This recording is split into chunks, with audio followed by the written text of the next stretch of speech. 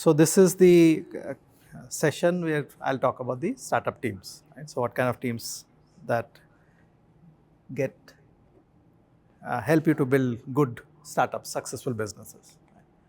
So here's where we are, 11th session of this ongoing series, and there's a little bit of change. I can cut your. There's a little bit change in the last 2 sessions, actually next 3 sessions. So next time so next week there's no class. The week after that, I'll talk about fundraising and pitch decks. The 13th session will be about you preparing a presentation. Recording in progress. Okay, so let's rewind. So let's start. So today I'll talk about the startup teams. What kind of teams help you to build good startups and successful businesses? The next session, which will not be next week, the week after, I'll talk about what does it take for you to build a good pitch deck, right? And whether or not you should do fundraise, whether you should think about raising money from VCs, right? So that's what 12th, and then the last 2, 13th session, I will want you guys, the people who are in the ISC students, to prepare a pitch deck and present, and at that time, I'll be the only one who will be giving you feedback. Last session, I'm going to invite a few founders and few people from ARTPARK, for example, so that they can come and listen to your pitch, right? So that gets you a practice and gets you to get feedback from multiple people, right? So that's my thing. So I'm requesting some of our Spark founders to come and present. So Ruben has agreed. I'm looking for 1 or 2 more. So let's see. So that's basically the plan. So next week there's no class. Instead, I would like you to finish the midterms, do the work that we have talked about. Then start preparing, start thinking about what kind of startup you want to do. I'll talk about preparing the pitch decks, so you can incorporate that in the pitch deck, and then we'll do the preparation and the presentation, right? So that's the thing. All right, so let's talk about startup teams. What does it take to build a good startup team, right? First and foremost, one has to look at how long does it take to build a good, successful startup. So here are some numbers, some dates, how much money they have raised, rather how much valuation they have, and when the company was started. Right? Gray orange is the most successful deep tech, I should not say, but hardware-oriented startup. Started in 2011, 1.5 billion. Started in India, has now moved to US, based in New York, and focusing on the US market. IdeaForge, 350 million, IPO'd in 2023. I think maybe the only deep tech startup that has done IPO. Sedamac doing well, 260 million. We have looked at that. Agnicool and Pixel we have not looked at, except cursorily, but 2 teams are working on it. So when they talk about it, you'll get to listen about them, right? So, but the question is it one-off or does it happen always, right? So here's some data which talks about how long does it take to build a successful startup, right? And the bottom line is that it takes roughly 6.6 years on average, to build a successful large company, right? And if you go to, that's average, but if you go to 75th percentile, it can take up to 10, 11 years. So bottom line, it takes a long time to build a good successful startup, right? And this is after first round of financing. So then the next question becomes, how long does it take for a startup to raise money? And here's the number. It takes roughly 4.5 years for you to get money from investors, institutional investors. So the first one, friends and family, that's what typically people do. They go to people who trust them naturally. Not always the right strategy, but that's what happens. And that happens in the first year, right? You get some support from your people who know you. Then typically 2.5 years, into your work, you will get someone, an angel, or pre-seed to give you some money, some individual basically to give you some money, right? And then you will build some products and you'll basically validate your user model and value model, and that's when VCs get interested. So it takes a long time, 4.5 years. So 4.5 years here and 6.6 years there is 11 years on average, right? So for you to build a successful startup. So it's a long journey, and long journeys require you to have people who can bear the burden, right? So there's data which shows that if the startup team has multiple co-founders, it is more successful. So it says that if you have one founder, that's the first two columns. The right, second and third, third and fourth are the when you have multiple co-founders. So 163% more. So that's how many, that's the more revenue or whatever metric that you use. So that's better, and higher valuation also. Right? So actually having multiple co-founders typically helps you to get better valuation from investors and from market. Right? So therefore, it's actually good to think about how you can have people who have complementary skills. Right? So that's basically what you want to look at. So what are these complementary skills? And here's the high level thing: business and sales. Someone should be thinking only about that. Someone should also be only be thinking about product and design. And third person should be thinking about only technology, right? Now, the only way you will have everyone collaborating and working towards the same goal if your interests are aligned. And in a startup world, interest gets aligned when you have equity, right? When you have ownership in the company. So those are the basically dynamics that we're going to talk about today, right? So that's the total sum and total of the today's session, right? So let me talk about the other part of the story, which is that fundraising is almost a necessary for deep tech startups. And what happens is the previous slide was talking about what does it take for a startup team to be successful, right? So for your own success, you want to have co-founders. The other side is if you want to go to investors and ask them to invest money in your company, they also look at the teams. Right? They look at sometimes teams even more than the ideas, because teams are able to flip to better ideas by listening to what market or what customers are telling you. So having a good team is very, very important, right? And the reason for this is that you think that once you've figured out what you're building, I think most of at least the ISC students or once you think that, okay, I've identified and I know the market is large, now I'm going to just succeed. In reality, what happens is there's lots of ups and downs, right? So, and for you to be able to learn from these ups and downs, you need to have people who are listening or looking at what's happening to the startup from multiple perspectives, right? And that's basically why we need multiple co-founders. Now, you will notice there's a common theme across the previous slide and this slide. So the first, read the last three. So business-centric, customer-centric, technology-centric, right?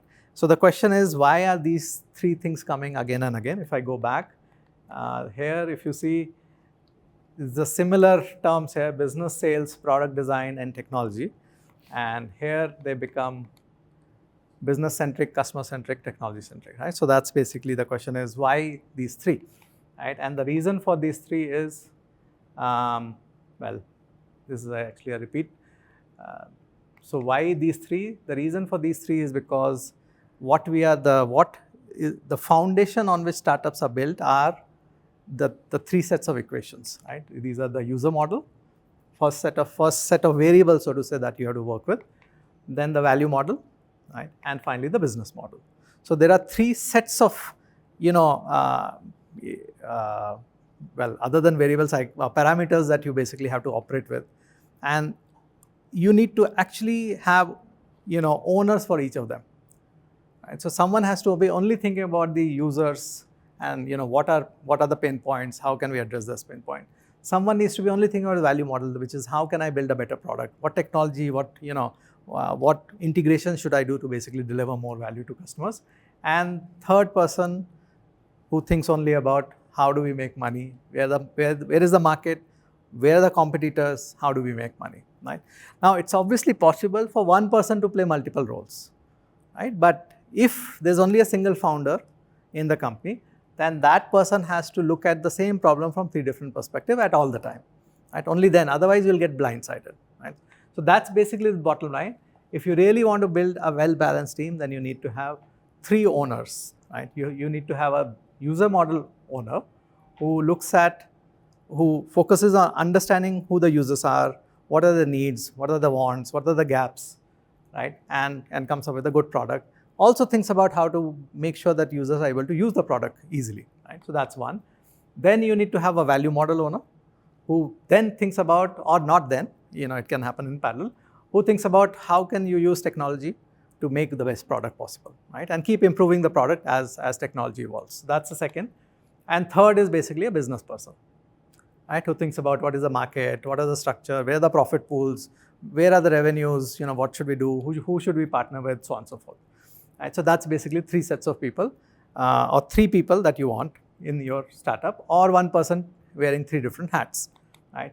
So in normal language, these owners have titles, right? And if you build a startup, you will, different people will have different roles, and roles are typically called CPO, which is Chief Product Officer, someone who thinks about products, right? CTO, who thinks about technology, and CBO, which is Chief Business Officer, who thinks about how to get money into the company, right? So the three sets of three people who basically take on these three different roles, right? And now that if you go back to startup calculus, you know why three different people are needed, right? In addition to this, because deep tech startups have to actually build hardware products, it's a tough problem, like we have discussed. There's a supply chain to worry about, there's a manufacturing to worry about. So you need one more person who takes care of all of that, right? That one more person could be one of these three also. It need not be fourth person, right? But there has to be someone who actually takes on that responsibility, right? And that role is called COO, Chief Operations Officer, right? So that's basically your top four.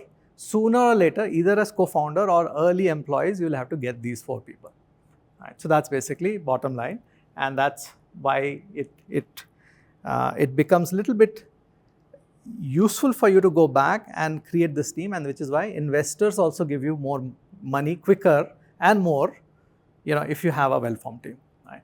So question becomes, if we have four different sets of people, who becomes the CEO, right? Because eventually someone has to be the one who becomes the face of the company, right? So there is no necessity that one of these four has to become the CEO. It could be any one of these four, right? But typically what happens is,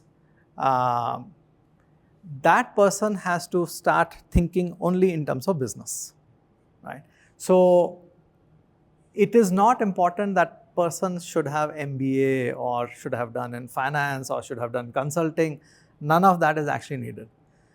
Engineers, tech people are very, very well qualified to become the CEOs, because like we have discussed, the business model, sessions that we talked about, really you don't need to know accounting. You don't need to know too much of finance. It's a very basic, simple finance. How am I going to generate revenues and what are my costs? Costs have two components. What are my fixed costs? What are my variable costs? Right? I think most techies are, well equipped to become the CEO.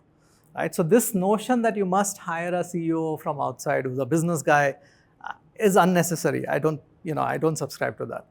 Right? So having said that, you've got to be that person. Whoever becomes the CEO has to say, okay, I'm going to start thinking about the money part of the story, right?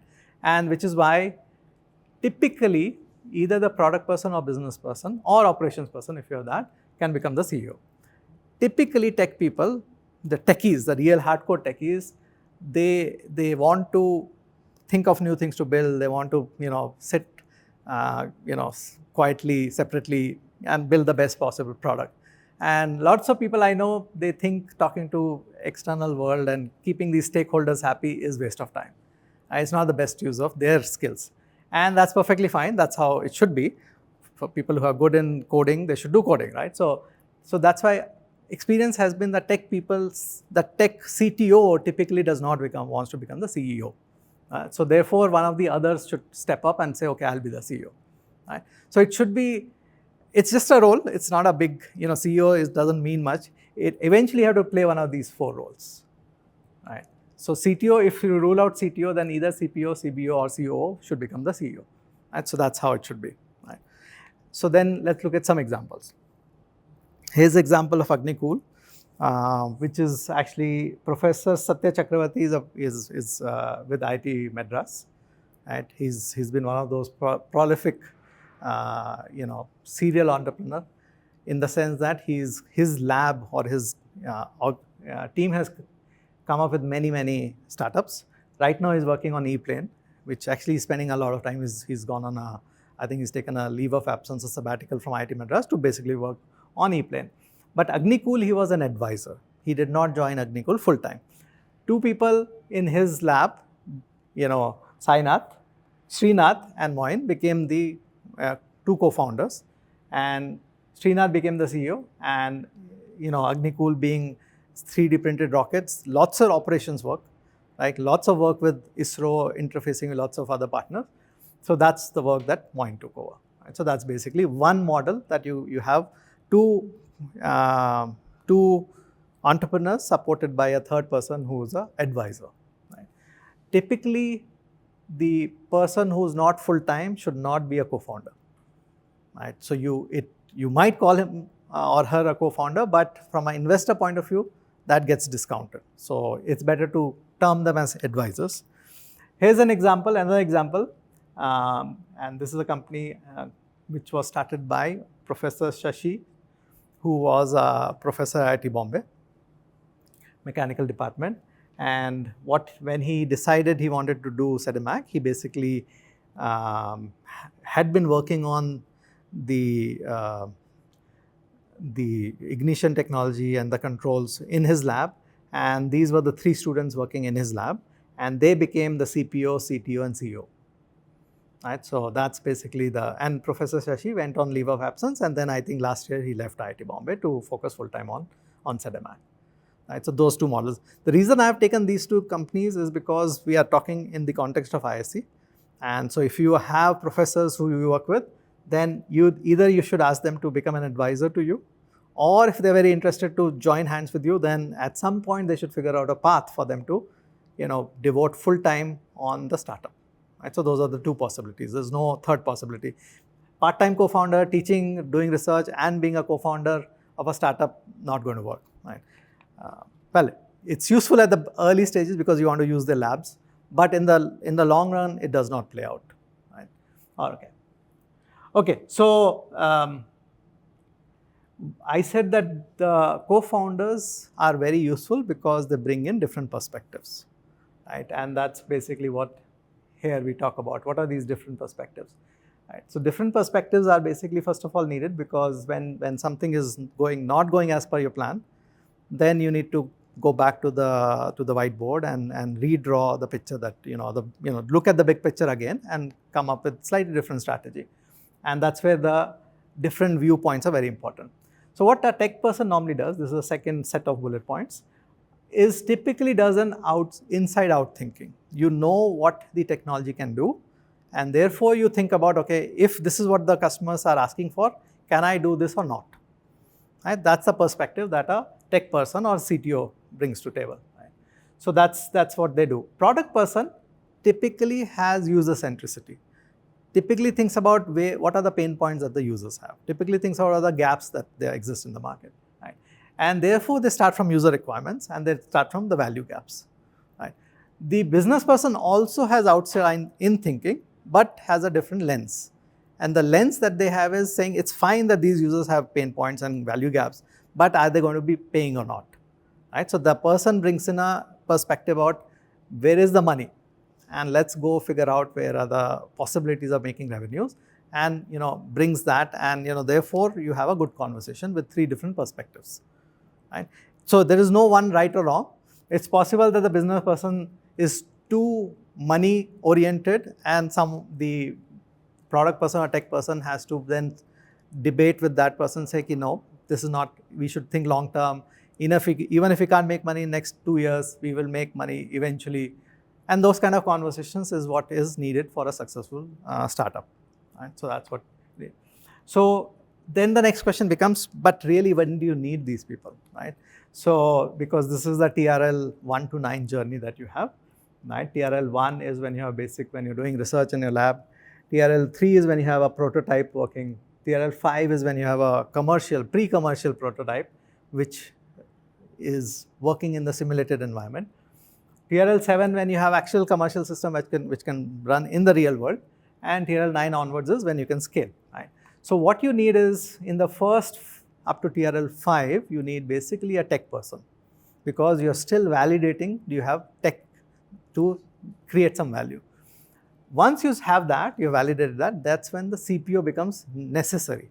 You must have another person who is bringing in the user-centric point of view, right? So that's your 6, 7, you need CPO. 8 onwards is actually very, very important to have a CBO. You need someone now to start thinking out where is the money, right? Again, this is if you follow the TRL 1 to 9 journey. This does not mean you should not have a CBO on day 0. You can, or it's actually good to have a CBO earlier, but this is latest. At latest by TRL 8, you must have a business person working with you, right? So that's basically how you should interpret this sign. Right. All right, so let's look at an example of why having these multiple perspectives is useful. Right? We have talked about Earth, and we have talked about that they started with a technology that was developed at IIT Kanpur and IISc. And the technology basically was a air filter which could remove the particulate matter. Right. So from a researcher's point of view, once you have come up with a new technology, a new material which has these characteristics, you basically think that work is done, right? Because now obviously someone will be able to use it, right, and come up with a better air filter, for example, right, which is when the startup journey starts, right? And this journey started because IIT Bombay Ideas program supported them for 18 months, and during that time they basically figured out they could build a air purifier, air filter basically, right? And we have talked about it that it was a tough journey for them. Although they started in 2018 or so, or 2019, right? They started by first thinking about this kind of a air purifier. And what we have discussed, that the user model they initially chose, which is basically retail users in cities with high pollution, had less frequency. Its usage was limited to winter once. Its usage was limited to cities in North India, right? So basically, you think everyone might need this product, but actually it's limited to few cities or few states, and few months within those, right? So that's basically becomes important for someone to figure out that that's a small user model. That's not a good user model. I need a better user model. That's retail users with AC, requirement for AC, right? And that's also, once you do that, you have to change your value model, right? And the value model, the way Earth did was, they basically said, people already have ACs. I am not going to make ACs because asking people to buy new ACs is a tough problem.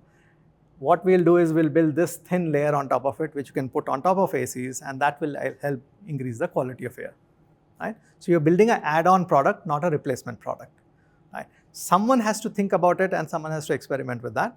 That is the job of a CPO, and that's what basically Earth did here, right? And finally, the market size. And like we have discussed, the air filter market is small in India, 160 million.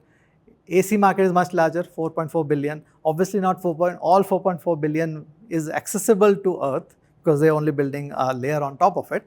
But it's a much larger market, much more frequently used product, right? And that's what this journey required 2 people in this case to work together. So there's Ravi and Abhimanyu.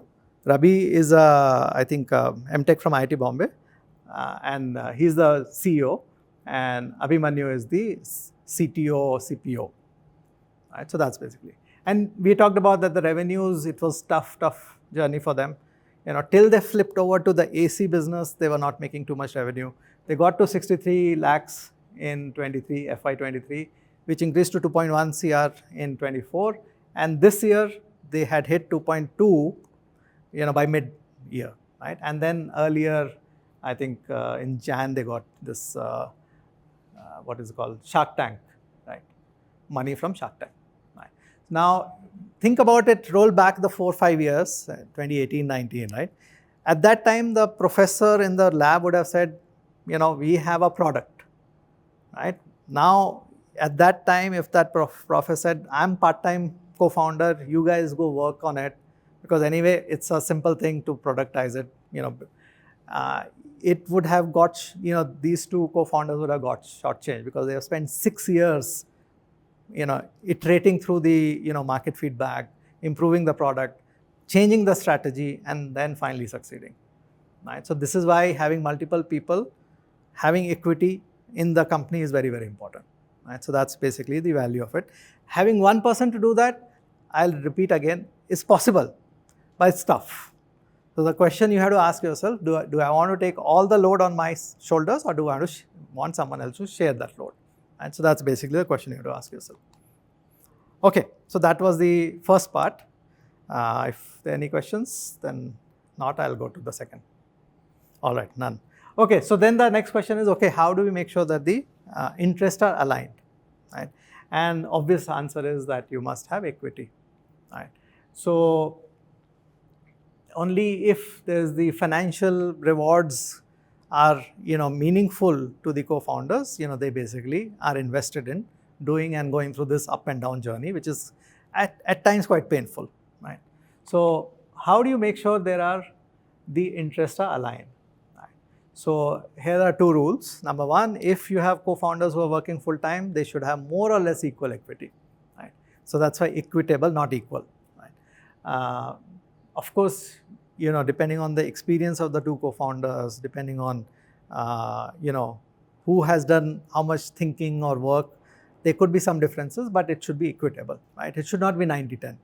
That's not equitable. 60-40 is equitable. 70-30 can be stretched to be called equitable, but, anything less, doesn't. And the second rule is that if you have part-time co-founders, then they should not get too much equity. So if you're working in a lab and your professor, the work has, some of the patents have been developed in his or her lab, then they should get equity, but that equity should not be more than 10 or max 20%. Right? So that's a statement that not many professors like, but I think that's how it is. It's true across the world. This is, if you go read about successful startups in US, same formula, right? So this is not unique to India. This is actually a global, understood.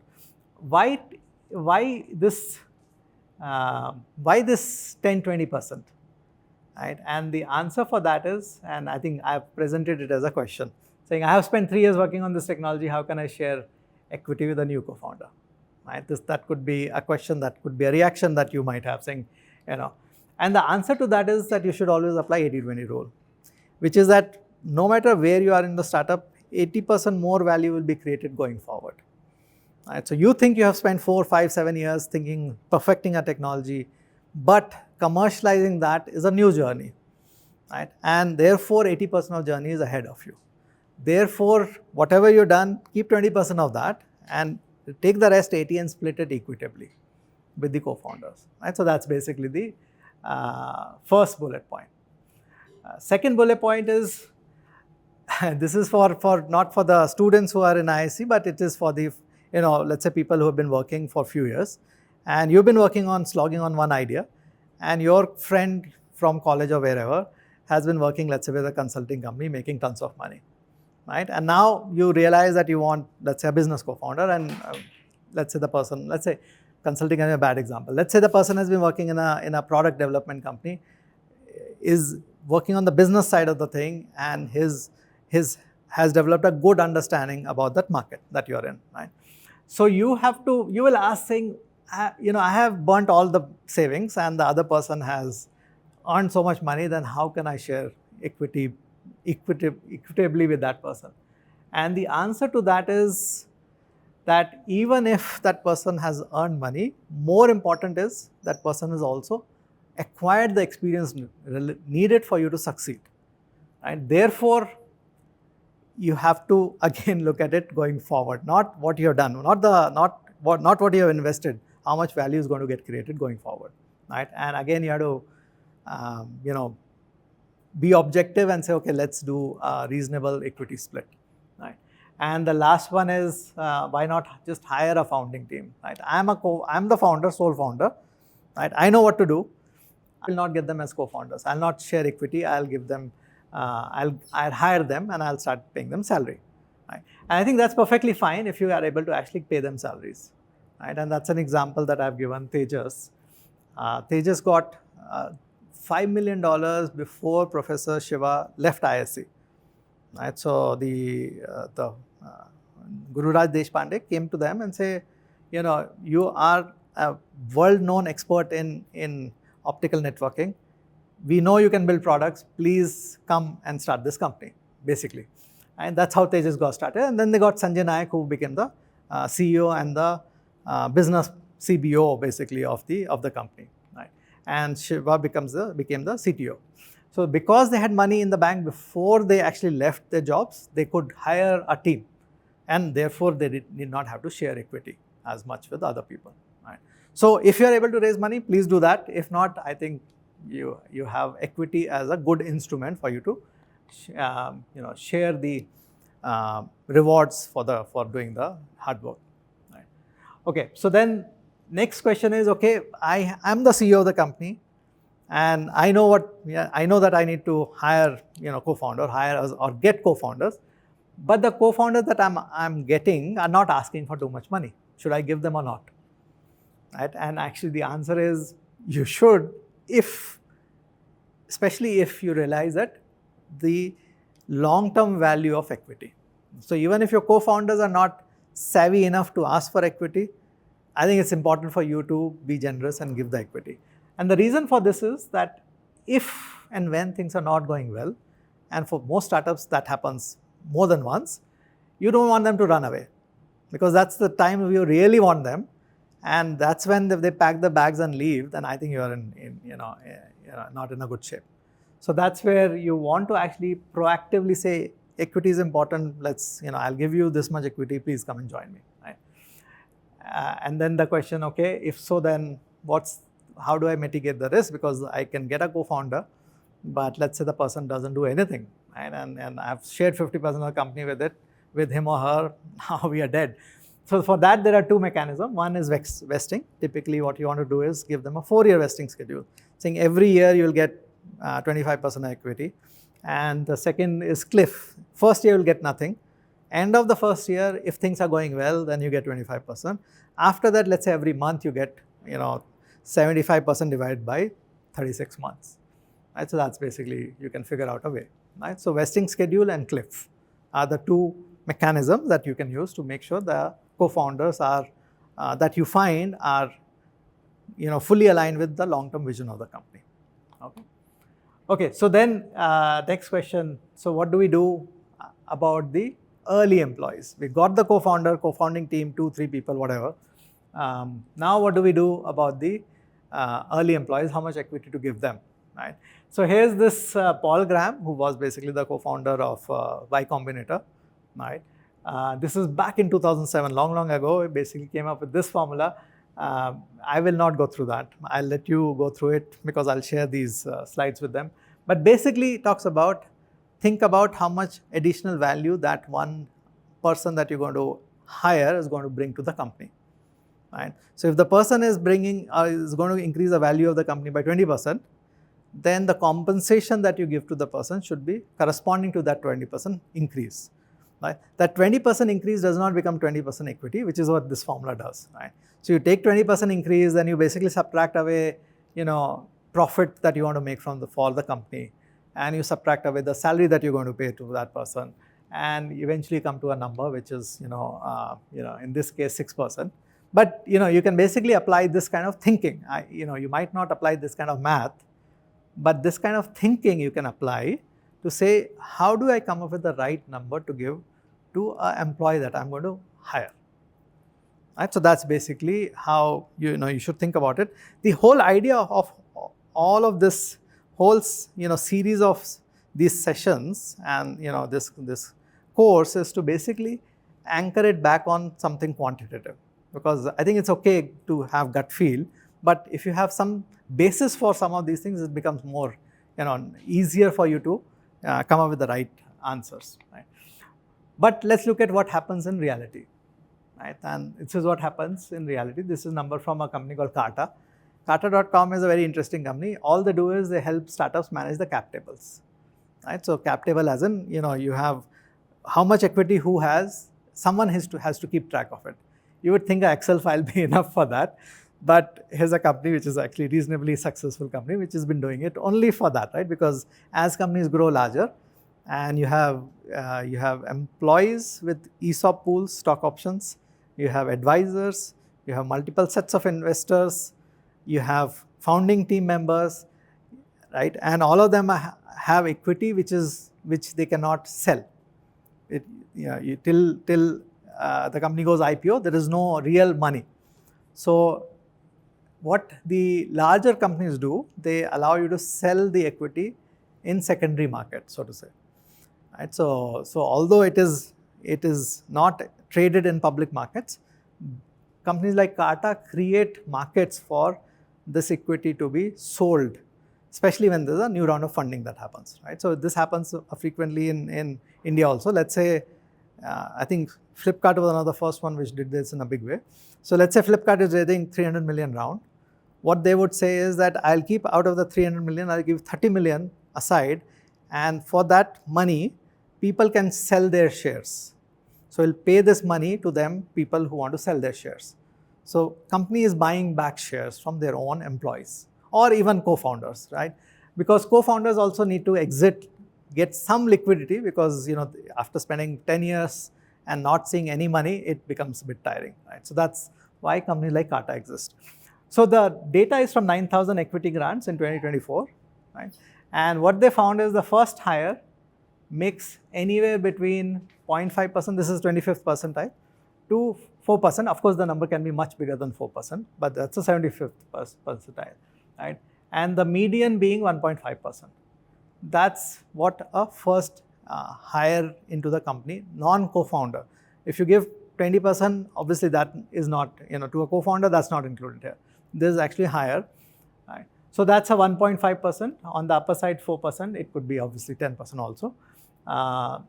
Higher two drops significantly, almost half of that, 0.85, 0.5, 0.44, and so on and so forth, right? So therefore, the equity that is given via ESOPs is between 0.25% and 1.5%, right? So what does it mean? It means that, let's say 1.5%, right? And you raise one more round of funding, and that round of funding, you have to give 30% of the, of the company's share to an investor. So that means the 1.5% will get diluted by 30%. 30% of 1.5 is, let's say 0.5. So the person has 1%, right? Now let's say at that 1%, after one more round of funding, you go and you IPO. Let's say you IPO at $100 million. Right. So $100 million value of the company, 1% owned by the hire number one is basically $1 million. Right.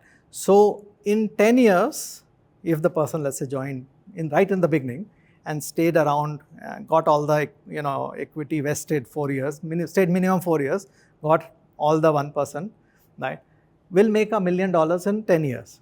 Right. So now you have to think about, does it make sense for that person or not? Does it actually, is it wealth creating opportunity for them or not, right? And which is why I personally think these numbers are too low. I think the founders have been too stingy in giving out equity. And I think lots of other people also think so. This is a number from DFJ, Draper Fisher. They actually, one of the VC firms, and they actually recommend giving much higher numbers, which is what I also believe numbers should be much higher. So if you actually hire a CEO who comes, let's say Eric Schmidt for Google, right? Larry Page and Sergey Brin, got Eric Schmidt as a CEO. You would expect that person to get, 7-10% kind of equity, right? The CFO does not bring create as much value. Obviously helps you to make sure money is managed well, regulatory compliances, everything is done, 1%.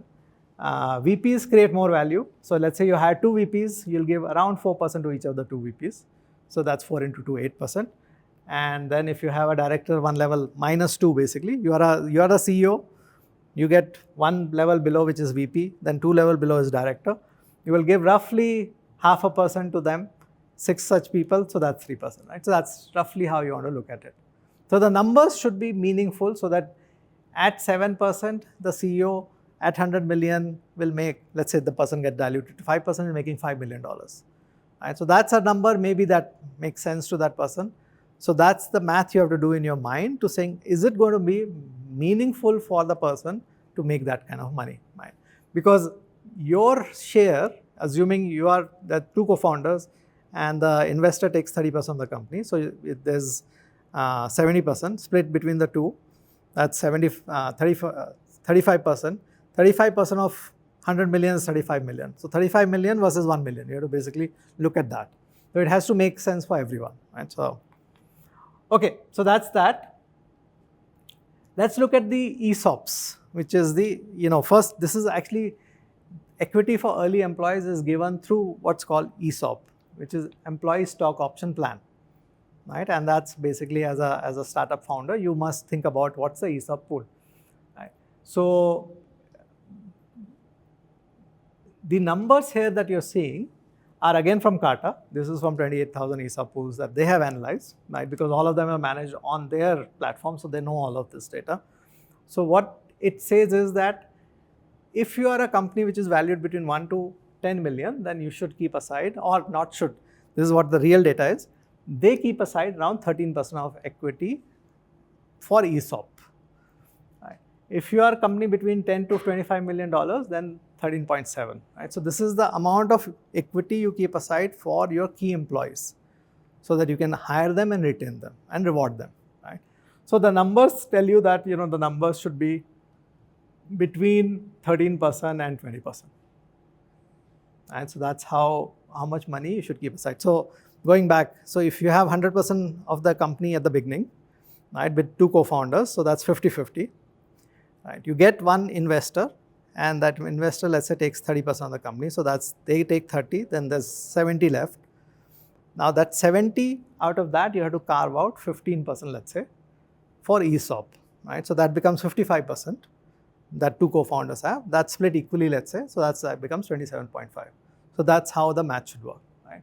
So that's what you need to think about it, because eventually you have to apply the formula that Paul Graham talked about, right? How much value every new employee is adding to the company, and you have to reward them appropriately. And to do that, you must keep aside equity or ESOP, so that you can give it to them, right?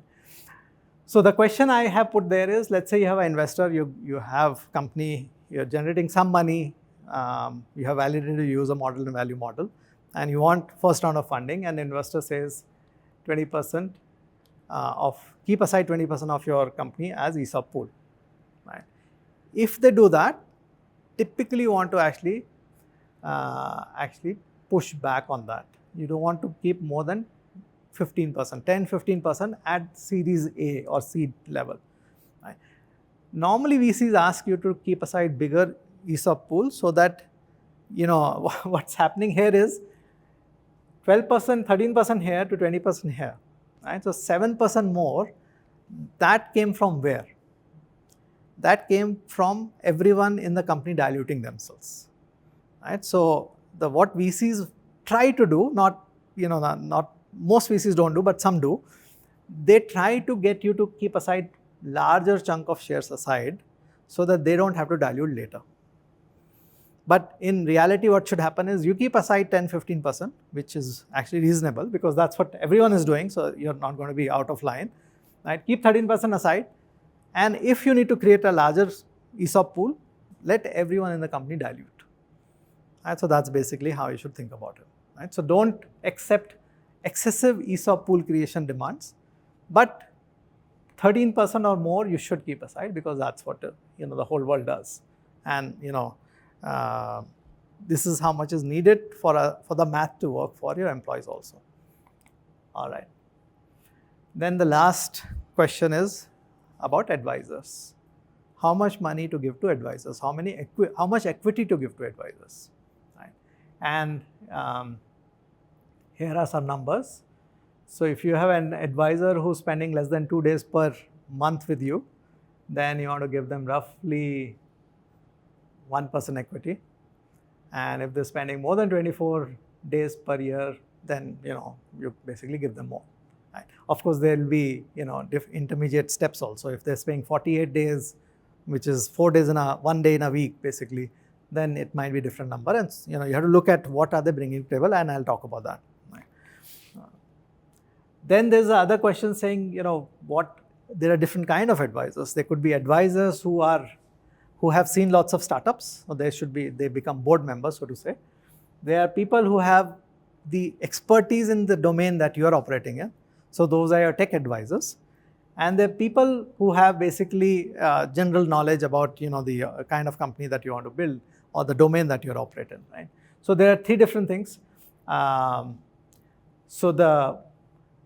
This one, which is the bluish one, is what we want to look at first. So they receive neither equity nor salary, right? So there are a lot of people, especially on board, who come on board, but you don't have to give them either equity or salary. They do it because they like you and because they like the idea that you have, right? So that's not the case for most. I mean, tech people you have to actually, they don't come on board, and these people don't come on board unless you give them equity. And then you have to basically look at this purplish thing, which is they give just equity. Normally, you don't give salary to such people, right? So except large companies, no one gives salaries to advisors. But equity, you have to look at that. This is right? So general, almost 80-85% equity, tech 70%, board member 50%. So that's the kind of thing. So depending on what kind of advisor you're bringing onto the company, you have to give them equity or not give them equity, right? So that's basically.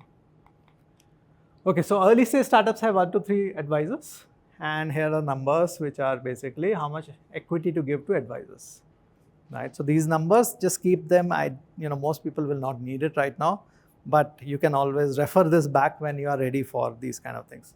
So if you are a pre-seed company, which I think most people here are in the seed area, then basically you're looking at between 0.5% or 0.25% and 0.1%. That's the kind of equity you have to give to advisors. So it's actually very small, right? Keep that in mind. Advisors sometimes ask 3%, 5% equity.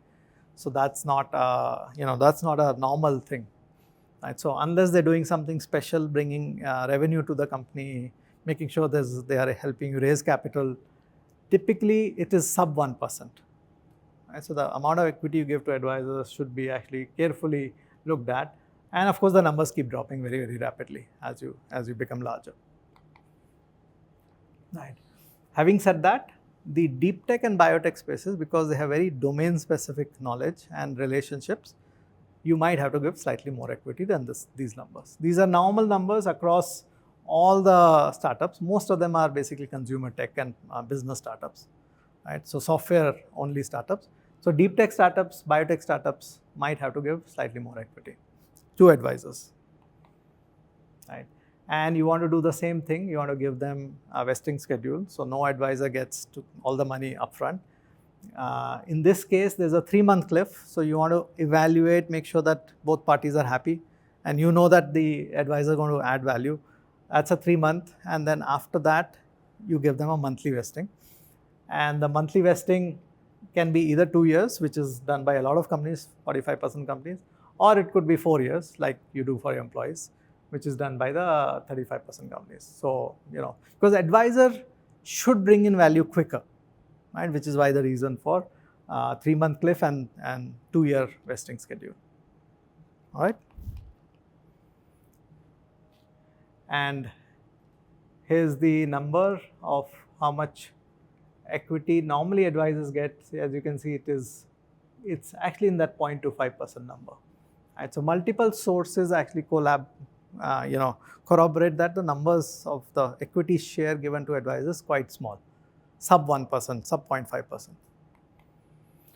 Okay, so final slide saying, okay, different kind of advisors might add different value. So that this is a thing from a company, and I'll give the link on the WhatsApp group. But here's the example of how to think about it depending on how much value they bring to the table, right? So there's 3 possibilities: standard, strategy, and expert. That's how much work they're doing for the company. And this is on the x-axis is the stage of the company. So you have to look at which stage are you in and what is the amount of value they're bringing. And depending on that, the numbers will vary between 1% expert level performance at idea stage, which basically means that they will bring money to the company, either by revenue or by capital. So only if they're bringing money into the company, 1%. If they're actually rolling up their sleeves and doing something concrete for the company, 0.5%. If they're giving funders to you and making connections and helping you hire good people, 0.25%. Right? So basically, that's how you want to think about the startups, so advisors. All right. And I think we're on the last bit. Last bit is about, so how do we go about hiring such a team, right? So, and the biggest experience or whatever learning has been that you don't want to hire specialists in early stage, because lots of, actually all startups need people who are generalists and who can do more than one thing, right? And which is why this person, Andrew Chen, talks about them as T-shaped people. T as in there's a lot of breadth, and then they have depth in one area, right? So they can do a lot of work. So if needed, they can actually do, they can create a website, they can, do ops related work, they can go meet customers, but they have a deep skill in one area, so that if really there's something needs to be improved, you can rely on them to improve that. Right? So that's basically what you want to do that. And to find out if they actually have T-shaped skills or not, the typical recommendation is that if you're hiring a programmer, like someone to do coding, obviously do an interview about coding with them, but also ask them about questions about other things, about revenue models, about other aspects that they would not have normally, a techie would not normally do. But you want them to be aware of all that, so that if you want to pull them in, they can do some work there. Right? So that's basically it. And finally, what you don't want to do is you don't want to hire people that you know who have who you know well and who are your friends, but who have not got the exposure of what does it mean to do a startup. Right? So typically these are the people, let's say someone working in a Google or Microsoft.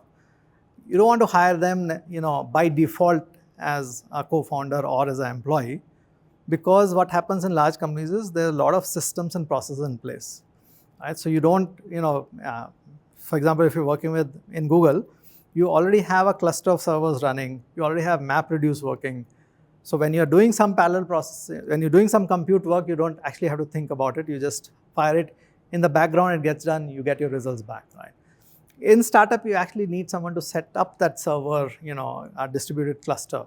You want someone to actually figure out how to do that, right? That's the kind of skill that people who have worked in large companies don't have, which is why it's actually typically counterproductive to get people from these large companies, because they never get exposed to doing all this dirty work, or roll up the sleeves and do the work, get things done, right? So that's right. And of course, you don't want to hire researchers, right? Because we are in ISC. Because what happens with researchers are they're obviously sharp people, and they are very inquisitive people, and they are familiar with many things, because as a researcher, because you have interest, you go figure out lots of things. So they are able to get a reasonably good understanding of a lot of areas, but they're not able to go deep into one area, right? So they're, of course, the researchers do real good research. So I'm talking about people who join you, right? So if they have lots of experience but not depth in any one area, then they will not be able to do that. And this I have personally experienced. So I know how tough it is to identify such people, because when you interview them, you seem like, wow, this guy knows everything, right? But when you actually get them a task to do, they are not able to complete it, because they don't have the ability to deliver on, stick to one thing and keep doing these boring tasks, mundane tasks again and again, because that's what is needed to make a successful startup. Right? So, all right, that's it. I will skip this. This is more about communication, how you should talk. I'll only talk about this maybe. So what normally you want to do is, in a startup, you want to set up a regular rhythm with your team. So let's say co-founders, n number of team members. Typically, what you want to do is have a daily conversation with everyone in the team, saying, okay, what's happening? Is anyone stuck on anything? Right? So that's your 10-minute meeting. There's a weekly 1-hour meeting where you want to actually talk about specific, pick a specific topic and talk about it, right? Let people present what they want to do. And then monthly, basically you want to do all hands, right? Get everyone in the room, talk about this is what we've been doing, this is what we succeeded, failed, this is what we want to do next month, right? So that's basically.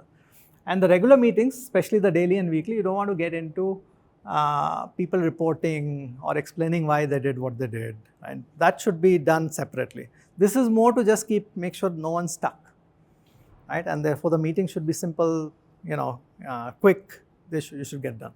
So that's basically how it should be, right? That's it today. We are done. All right. Any questions? If not, then I'll talk to the ISC team members and talk to them about the mid-sem and projects that you're doing. Nope. All right, cool. Thank you.